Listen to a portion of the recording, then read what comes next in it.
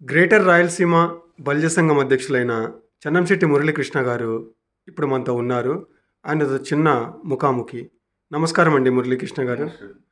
మురళీకృష్ణ గారు, గత ఎన్నికల్లో మీరు టీడీపీ విజయం కోసం కడపలో ఎంత శ్రమించారో కడప ప్రజలందరికీ తెలుసు. అయితే కూటమి ప్రభుత్వం అధికారంలోకి వచ్చి సంవత్సరం 3 నెలలు అవుతున్నా మీలాంటి వాళ్ళకి నామినేటెడ్ పోస్టులు కానీ లేదంటే కార్పొరేషన్ పదవులు కానీ ఇవ్వడానికి ఎందుకనో ఆలస్యం అవుతోంది. దీని గురించి మీరేమంటారు?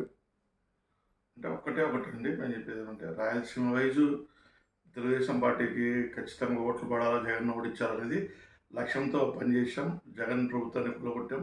తెలుగుదేశం పార్టీ ప్రభుత్వం వచ్చింది. కానీ తెలుగుదేశం పార్టీ ప్రభుత్వంలో కానీ ప్రజల్లో తీవ్ర వ్యతిరేకత వస్తుంది. ఎందుకు వ్యతిరేకత వస్తుందంటే, ఏ రోజు కానీ రాయలసీమలో ఇచ్చింది మాకు ఒక సీటే. జనసేన కుటుంబంలో ఎత్తుగా 2వ సీటు తిరుపతి ఇచ్చారు. 2 సీట్లలో గెలిచాం. ఒక సీట్లో ఓడిపోయాము, రాయపేట సీట్లో ఓడిపోయాము, తిరుపతి సీట్లో గెలిచాం. అందుచేత అక్కడ ఇన్ఛార్జ్ తీసుకుపోయి మళ్ళీ వేరే వాళ్ళకి ఇవ్వడము, అంటే తెలుగుదేశం పార్టీలో బలిజలు పెట్టుబడి పెట్టి బలిజలు గెలిచిన చాట వేరే వాళ్ళకి ఇవ్వడంతో బలిజలు అసంతృప్తి ఎక్కువైపోయింది రాయలసీమ వయసులో.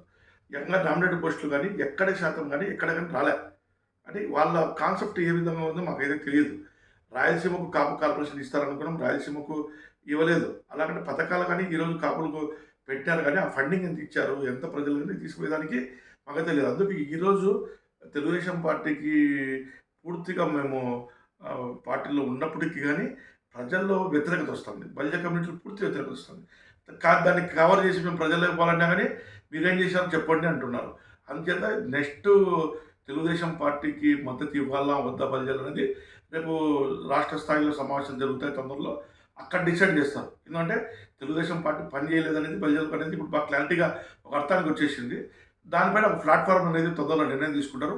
అందులో రిజర్వేషన్ ఇచ్చిన కేంద్రం ఇచ్చిన 5% రిజర్వేషన్లో చంద్రబాబు నాయుడు 2019లో అమలు చేశారు. కానీ 5% మళ్ళీ దాన్ని ఇంతవరకు జగన్ దాన్ని తొక్కిపెట్టిన దానికని చంద్రబాబు నాయుడు ఇంతవరకు ఇంప్లిమెంటేషన్ చేయలేదు. ఆ ఎఫెక్ట్ అనేది తెలుగుదేశం పార్టీ పడుతుంది.